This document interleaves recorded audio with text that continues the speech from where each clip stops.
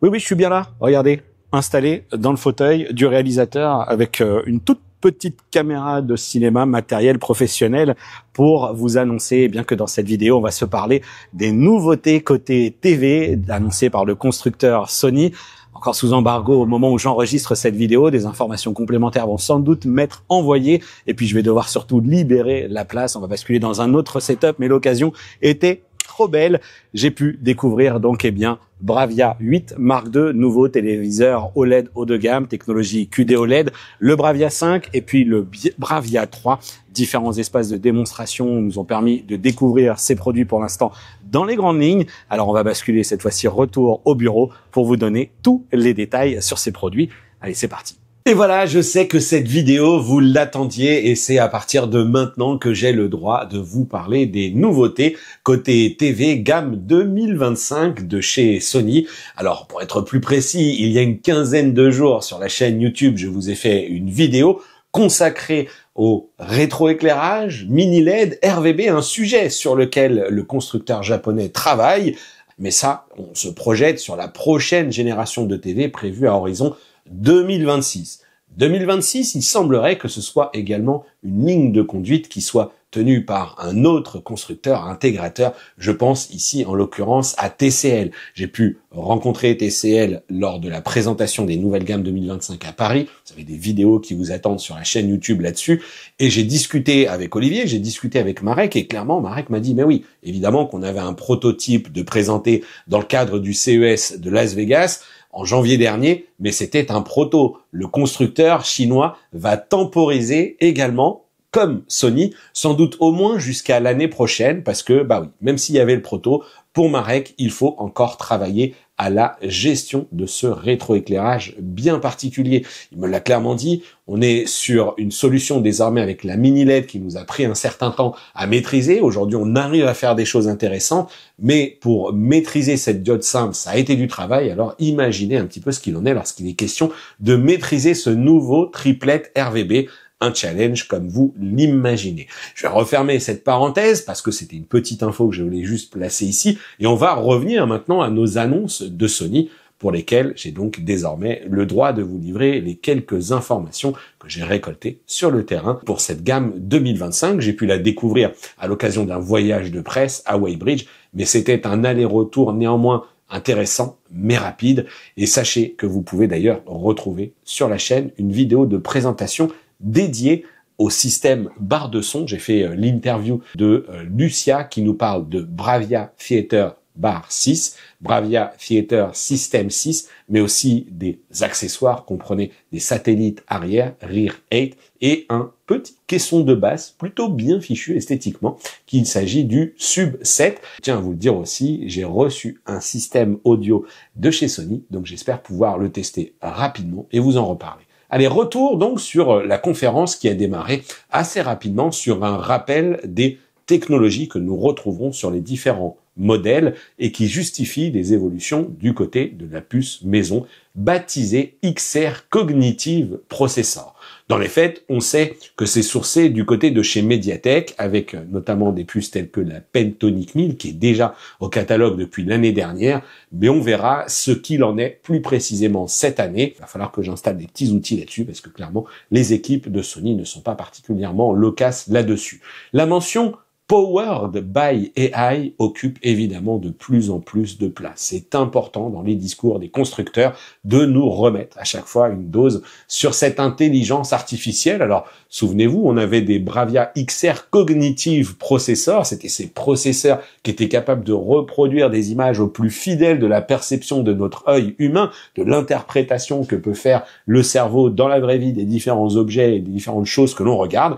Et ben, cette année, on a ce XR processor powered by AI, donc des algorithmes donc qui, sans surprise, nous annonce-t-on, évoluent encore pour être toujours plus fins. Bon, c'est un peu le coup de la lessive qui lave plus blanc que blanc, afin de traiter l'image, que ce soit dans l'upscaling, la fluidité, mais bien entendu aussi dans la gestion de la luminosité des nouvelles sources de rétroéclairage. Parce qu'on l'a vu au moment du test du Bravia 9, qui est également disponible sur la chaîne, c'est le téléviseur LCD mini LED haut de gamme du constructeur, et clairement, celui-ci, il envoie tellement fort en matière de puissance lumineuse, eh bien que ça a aussi impliqué un travail peut-être différent pour les équipes de Sony qui ont dû canaliser cette puissance, savoir également adresser les différentes zones du téléviseur. On a également vu, et je vous l'ai dit, que ce téléviseur, il a évolué au fur et à mesure du déploiement des mises à jour logicielles du TV. Et donc, voilà, là aussi, on peut se dire que c'est quelque chose qui va continuer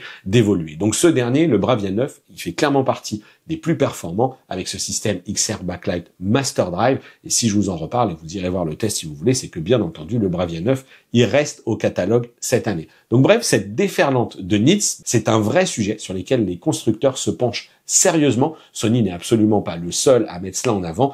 Donc une perception qu'on va voir débarquer comme étant meilleure sur la partie vidéo, mais aussi meilleure cette année sur la partie audio avec l'arrivée de la fonction sur certains modèles en tout cas, Voice Zoom 3, qui elle aussi est une techno powered by AI. C'est tout simplement la partie de l'algorithme qui va se charger d'analyser la bande audio de vos contenus pour vous proposer d'ajuster le volume de la voix, que ce soit à la hausse, mais aussi à la baisse, si vous le souhaitez.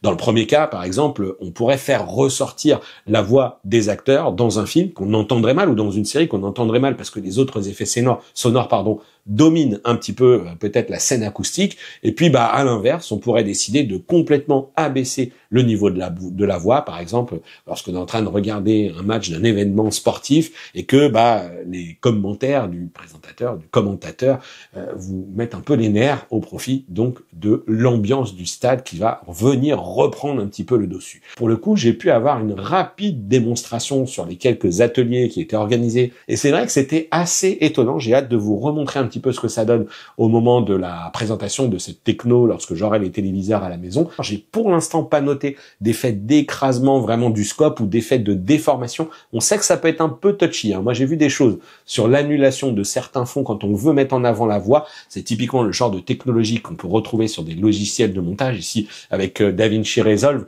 il y a une technologie qui s'appelle le Voice Isolation et vous avez peut-être eu l'impression parfois que quand je fais des montages dans des endroits vraiment bruyants et notamment l'interview de Lucia, sur la partie barre de son, il y avait de temps en temps des déformations parce qu'en fait Sony diffusait dans la salle en permanence des bandes sonores, des BO de films et donc il y avait du Star Wars, il y avait plein de choses et donc ça aurait été le strike assuré. Voilà, ça c'était un petit peu pour le côté global de l'événement et ce que je pouvais commencer à vous dire sur la tendance un petit peu 2025. Maintenant, on va tout simplement y aller crescendo dans la présentation de cette nouvelle gamme avec 3 produits. Je vais vous parler de Bravia 3, Bravia 5 et Bravia 8 MK2.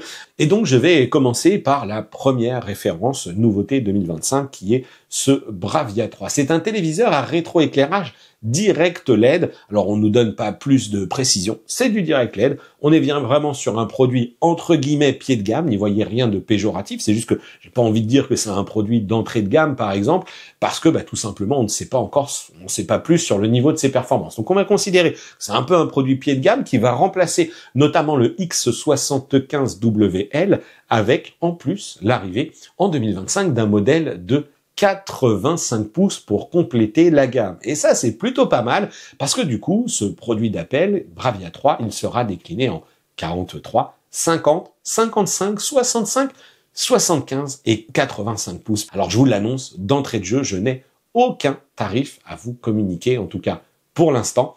Mais sur le papier, Sony veut raccrocher les wagons sur la grande tendance en proposant dès ces produits qui, on l'espère, seront abordables, de la très, très grande taille. Donc c'est plutôt une bonne chose si, d'aventure, ils sont techniquement compétitifs. Parce qu'en effet, côté processeur, on n'est plus sur cette fameuse puce Bravia XR Cognitive Processor ou processeur Powered by AI. Néanmoins, on nous indique qu'on est là sur une puce X1.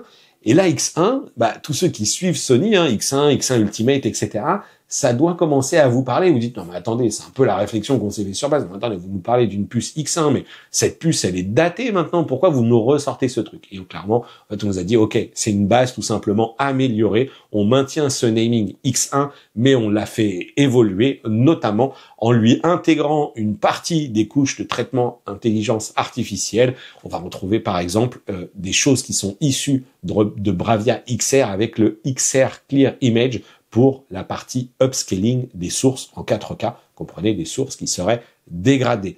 Parmi les choses à savoir que j'estime importantes pour ce produit-là, eh bien je mentionnerai qu'il faudra être bien conscient qu'il s'agit d'une dalle 50-60 Hz. Même si on retrouve des technos sur les étiquettes que vous aurez en magasin comme l'Auto Low Latency Mode ou le HDR Tone Mapping pour le jeu ou encore le Auto Genre Picture Mode, vous n'accéderez pas à du 120 en Ultra HD. On va juste aussi ajouter, parce que ça peut être une petite mention que vous allez voir encore une fois en magasin ou dont on va vous parler, c'est qu'on va retrouver la fonctionnalité PlayStation Remote, le PS Remote Play, qui a cette capacité d'accéder à votre PlayStation à distance. Alors moi, je ne suis pas utilisateur PlayStation, mais c'est quelque chose que Sony a pas mal mis en avant sur l'intégralité de la gamme d'ailleurs, qui vous permet directement, depuis le télé, d'aller taper, entre guillemets, sur votre PlayStation, qu'elle soit sur votre réseau local ou qu'elle soit même sur un réseau externe.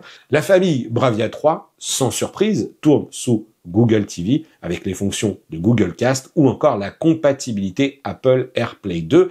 Et bonne nouvelle, parce que chez Sony, on vous propose le HDR10, HLG, Dolby Vision pour la vidéo. On n'a pas de HDR10+, mais on a aussi la compatibilité DTS:X, DTS digital. C'est quelque chose qui se fait de plus en plus rare, puisque si vous avez vu notamment les annonces de LG pour la gamme OLED et les gammes LCD, eh bien, ça n'y est plus. À nouveau, cette année, LG fait entre guillemets un peu machine arrière, alors que c'était le cas sur les modèles 2023-2024. Chez Samsung, il n'est toujours pas question d'avoir du DTS non plus.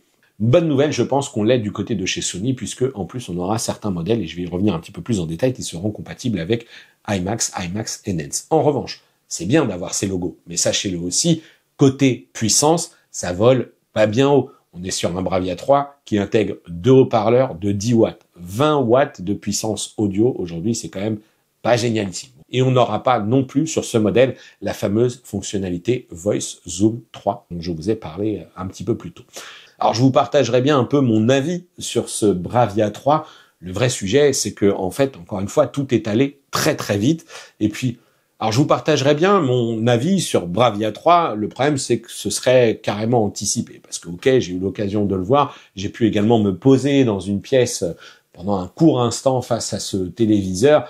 Mais ce serait pas correct de ma part. Ok, les images m'ont semblé tout à fait convenable, mais c'était tellement rapide dans la variété des contenus, j'ai pas pu faire ce que je voulais, enfin je n'avais pas le temps de faire ce que je voulais, donc du coup je ne vais pas commencer à vous vendre du rêve entre guillemets, parce qu'on sait que sur ce positionnement dans la gamme, on va pas être sur le meilleur de la techno de chez Sony, mais je pense que quand il va arriver dans les linéaires, si le rapport qualité-prix est bon, eh ben le fait d'avoir également une montée dans les diagonales d'écran, je pense que ça peut commencer à intéresser certaines personnes qui vont se dire « Ah tiens, c'est du Sony, bonne réputation, Google TV, c'est stable, c'est plutôt agréable, il y a une belle surcouche. » Enfin, pour tous ceux qui me regardent. Et puis en plus, le Bravia 3, comme le Bravia 5 et le Bravia 8 MK2, seraient livrés avec la même télécommande. Alors attention, je ne suis pas sûr que ce soit la télécommande rétroéclairée pour tous les modèles, c'est pas précisé dans la fiche technique, mais je me dis, je pense pas que Sony nous ait développé plusieurs versions de cette petite télécommande, donc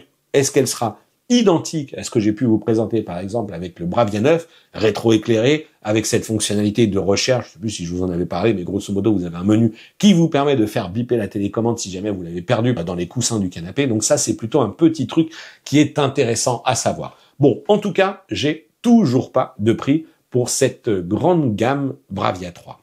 Ensuite, au-dessus, dans les nouveautés, eh bien, on a le Bravia 5 qui débarque. Je vous affiche en plus ici le gamier. Ça vous permettra d'un rapide coup d'œil de voir quels sont les modèles de 2024 qui sont reconduits en 2025. Bravia 5 débarque donc en s'intercalant entre le X85L, un téléviseur LED, toujours, Full Array Local Dimming, qui reste en gamme cette année en version 55, 65 et 75 pouces. Et donc, au-dessus de ce Bravia 5, eh bien, on a le Bravia 7, qui semble avoir été une proposition qui a séduit pas mal de monde sur le marché des téléviseurs LCD mini LED. En tout cas, sur le Discord, on a quelques personnes qui l'ont acheté et les retours sont globalement bons. Donc du coup, on peut se dire que le Bravia 5 envisage tout simplement lui aussi d'occuper une place intéressante en faisant descendre encore un petit peu en gamme la technologie LCD mini LED et surtout en le faisant là aussi en occupant de la place parce que, ok, par rapport au Bravia 3, eh bien, on perd les diagonales d'écran 43 et 50 pouces, mais la gamme démarre à 55. On a aussi 65, 75, 85 et 98 pouces. Donc ça va clairement être une alternative en magasin à celui qui va avoir un Bravia 3, mais direct LED, il va se positionner devant, il va se dire, ah, les angles de vision, c'est peut-être pas top. Bravia 7, c'est un peu trop. Ah, Bravia 5, 85, 98, pourquoi pas? Encore faut-il que les tarifs soient raccords avec ce qu'on attend. Donc cette fois-ci, téléviseur LCD mini LED piloté par la puce Bravia XR avec sa multitude de traitements qu'on connaît avec les logiques d'upscaling, XR Contrast Booster, XR Clear Image ou encore XR Triluminos Pro, bref, tout ce qu'il faut pour nous promettre un rendu naturel, fidèle et agréable de l'image. Alors ça, c'est un petit peu la promesse qu'on entend régulièrement, mais vous le savez que je ne manquerai pas de vérifier la chose. Ce qui est sûr, c'est que quand on a un téléviseur Sony, je vous le dis régulièrement, il y a toujours ce traitement de l'image qui opère, qui marche, qui fonctionne. Sony est toujours dans une forme de certaine justesse. Ensuite, pour la partie puissance lumineuse et gestion du rétroéclairage, les fameuses zones que l'on vient adresser pour limiter les risques de blooming notamment, eh ben c'est discutable, ça l'était sur le Bravia 9, mais je serais, pour tout vous dire, assez curieux d'avoir le Bravia 9 avec ces dernières mises à jour qu'ils ont pu ou qu'ils ont dû déployer. Et si vous êtes vous-même propriétaire d'un Bravia 9, eh bien n'hésitez pas à réagir dans l'espace commentaire, parce que clairement, au moment où moi je l'ai eu en test, j'ai quand même patienté un certain temps parce que je l'ai vu évoluer et j'ai temporisé avant la publication. La partie audio évolue également avec Bravia 5 par rapport à Bravia 3, avec l'intégration du système acoustique multi-audio qui, dans la version LCD mini LED, ne fait pas vibrer le panneau comme les actionneurs que l'on a sur ces dalles OLED, parce que c'est une propriété de la technologie notamment OLED qui permet de faire ça, mais on dispose néanmoins de 4 haut-parleurs sur ce téléviseur. Alors attention, on en a 2 qui sont en position basse, qui sont orientés vers le bas du téléviseur. C'est pas orienté en façade, on n'a pas un système de barre de son qui permet vraiment d'adresser les spectateurs. On a 4 HP, 2 en position basse et 2 en position haute, et chacun fait 10 watts de puissance. On est donc sur une puissance cumulée d'environ 40 watts. Alors là-dessus, avis aux joueurs sur le Bravia 5 parce que là on complète la famille des produits mini LED avec une solution qui devrait être sur le papier abordable par rapport au Bravia 7 avec un 98 pouces et qui va offrir cette fois-ci une compatibilité Ultra HD 120 Hz avec le support du VRR 48 jusqu'à 120. Alors, il n'est pas fait mention de tout ce qui est FreeSync Premium. Enfin, c'est pas quelque chose qui nous a été particulièrement mentionné, mais on sait que ça sera compatible FreeSync au minimum, ou FreeSync Premium. Et puis ensuite, on sait aussi que même si les TV ne sont pas particulièrement certifiés G-Sync, moi, je tourne avec des machines qui sont en carte Nvidia et je ne note aucun souci. On a l'Auto-Low Latency Mode sur les prises concernées, parce que attention, je pense clairement qu'on va être sur 2 prises HDMI 2.1 seulement cette année. On n'aura pas de 144, par exemple, par rapport à d'autres constructeurs et de fréquences supérieures, vous l'aurez compris. Le point également sur lequel j'ai certaines interrogations, et là aussi je pense qu'on essaiera d'y revenir, c'est la compatibilité Dolby Vision Gaming 120. Est-ce que ce sera supporté?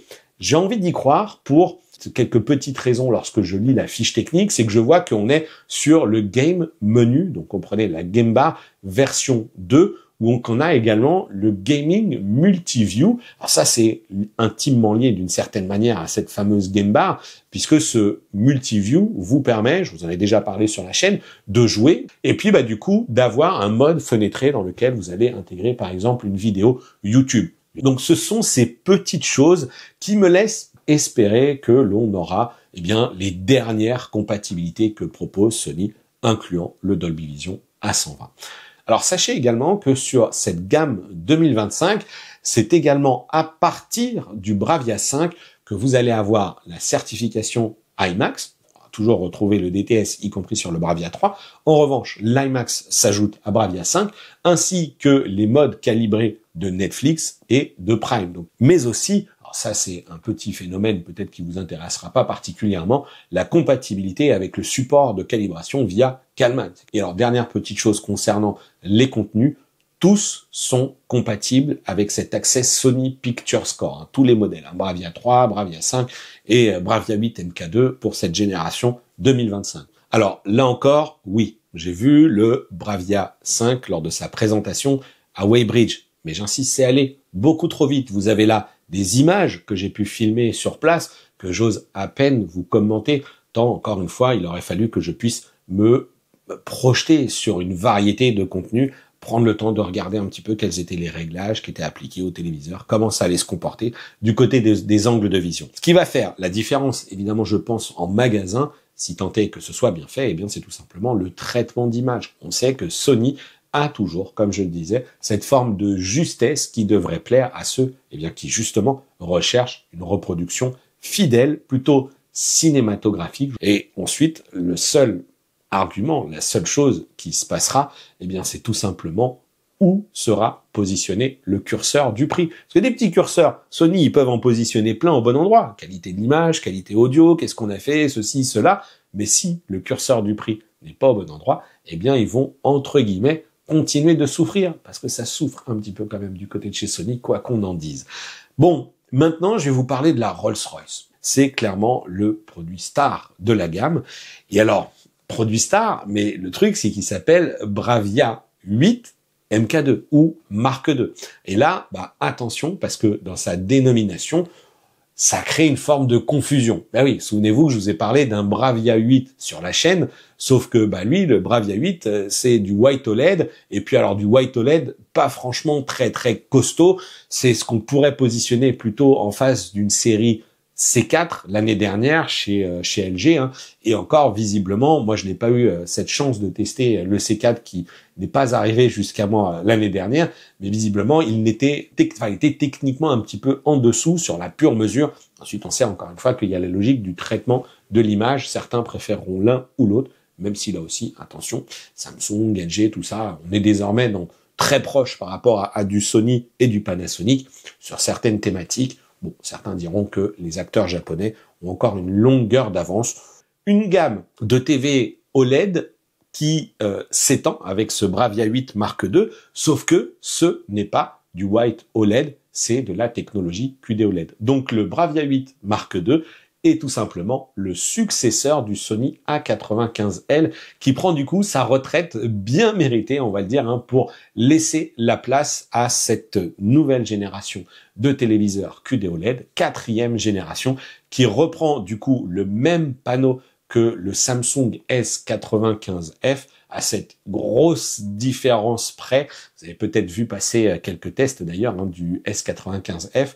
Eh bien, c'est la dalle qui, chez Samsung, est habillée d'un revêtement mat, qui change d'ailleurs. Moi, je l'ai vu également à Francfort. J'ai pas testé de téléviseur. Ça va de vous en reparler très vite, comme je le disais. Mais j'ai trouvé le traitement mat amélioré dans le sens où il ne produit plus cette image, il ne produit plus ce noir qui vire au gris lorsqu'on a une source de luminosité directe. Bon, ça c'est parenthèse que j'ouvre et que je referme pour en revenir à notre fameux Sony qui parvient à faire, enfin on verra ce que Sony parvient à faire avec ce panneau, parce que on est sur une technologie QD OLED 4e génération qui, je le rappelle, promet un pic de luminosité de 4000 nits. Alors c'est 4000 nits si on en croit Samsung Visual Display, sur sans doute une fenêtre de l'ordre de 3%, et puis surtout durant un certain temps. Allez, on passe désormais à la logique de taille. Ce Bravia 8 Mark II, il sera proposé en 55 et 65 pouces.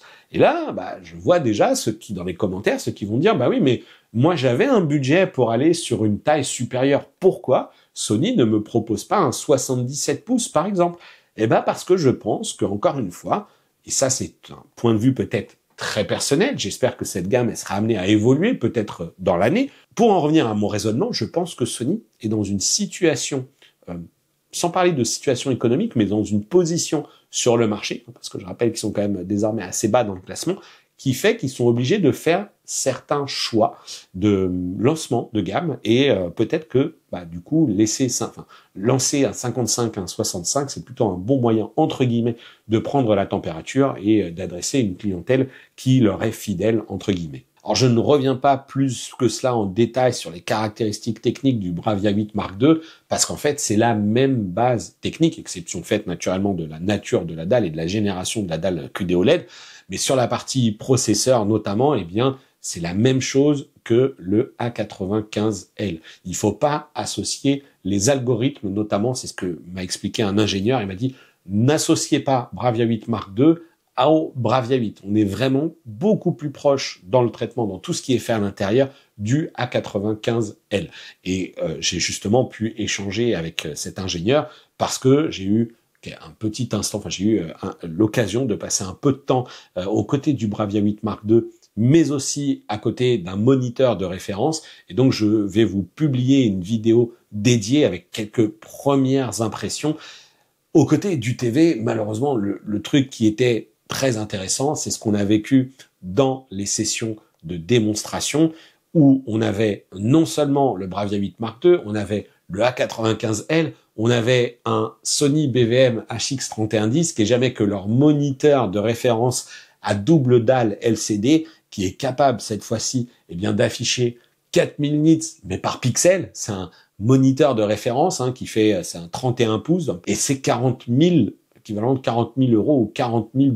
Donc on est vraiment sur quelque chose qui est dédié à l'industrie du cinéma. Je vais pas parler pour mes confrères, mais ce qu'on en a vu dans les sessions de démonstration, c'était quand même assez flatteur pour ce Bravia 8 Mark II, sachant qu'il était comparé aux côtés d'un S95D et aussi d'un LG OLED G4. Donc d'un côté dalle White OLED, mais attention, modèle 2024, avec une dalle Meta 2.0, comprenez les algorithmes Meta Multibooster, mais aussi les micro-lentilles qui disparaissent cette année à l'intérieur du G5. Et puis on avait un S95D de chez Samsung qui lui est équipé d'une dalle QD OLED de précédente génération, où on sait que la 4e génération, elle va revendiquer ce fameux pic de luminosité, comme je vous l'ai dit, qui talonne les 4000 nits. Mais bien entendu, ça va être selon certains modes d'image, bref. Bon, en tout cas, c'était assez impressionnant de voir que clairement, Sony atteignait cette forme de maîtrise dans la perception comparée à l'écran d'un moniteur de référence. Et d'une certaine manière, ça me remet en place. Alors, encore une fois, je vais pas parler par les collègues, mais ça nous remet en place, parce que je vous l'ai dit lors du test du Bravia 8, que j'avais eu des échanges avec les équipes techniques de chez Sony et j'avais beaucoup apprécié le sujet parce que aujourd'hui, ils ont un mode cinéma qui est à l'intérieur du TV et même d'autres modes. Ils ont aussi ces modes vrai cinéma, il faudrait aller revoir le test, où on n'est pas raccord avec la mesure. Bon, on n'est pas sur des modes cinéma qui capitalisent sur cette fidélité des couleurs. Et là, j'y ai été confronté. On est très proche de ce que fait un moniteur de référence. Et on comprend du coup que Sony propose un mode professionnel. Ce qu'on sait et ce sur quoi communique Sony, c'est que l'on a une augmentation de 25% de la luminosité par rapport à un Bravia A95L, donc son prédécesseur réellement, et on est sur 50% de luminosité en plus par rapport au Bravia 8, donc comprenez non MK2 technologie White OLED classique. Voilà. Et j'espère maintenant juste vraiment que les consommateurs ne s'y perdront pas dans ces références, car l'écart de puissance est sérieux, l'écart de qualité d'image est sérieux. En tout cas, il y a un élément qui est assez impactant, c'est que Sony, au demeurant expert de cette partie qualité de l'image, retient la technologie LCD mini LED pour le haut du panier de ces TV avec le Bravia 9, disponible actuellement déjà, qui poursuit sa route en 2025 jusqu'à l'arrivée des prochains modèles à rétroéclairage LED RGB, donc on sera toujours sur de la technologie LCD, et on aura cette année, juste en dessous, un nouveau téléviseur OLED, mais à technologie QD OLED. Et je trouve que ça reflète plutôt pas mal le choix du constructeur japonais par rapport à la technologie White OLED, qui intrinsèquement, je pense, ont jugé moins bonne. Il y a peut-être d'autres raisons commerciales, peu importe, entre LG Display, Sony, entre Sony, Samsung Display, peut-être que les choses se passent un petit peu différemment, surtout que pour ma part, j'ai quand même hâte de tester cette 4e génération de dalles White OLED qui perd certes ces fameuses micro-lentilles, mais qui gagne une conception à 4 couches, cette fameuse Techno Tandem OLED RVB, pour laquelle je vous ai fait d'ailleurs plusieurs vidéos sur la chaîne, et qui s'annonce très prometteuse. Pour en revenir à notre Bravia 8 MK2, et rassurez-vous, on approche de la fin de cette vidéo, Sony oriente pas mal vraiment son message sur l'évolution apportée au traitement de la luminosité. Je vous ai dit, la logique d'algorithme, c'est quelque chose que j'ai entendu aussi chez les autres marques. L'évolution de cette puissance lumineuse rebat les cartes. Ils ont besoin de travailler là-dessus.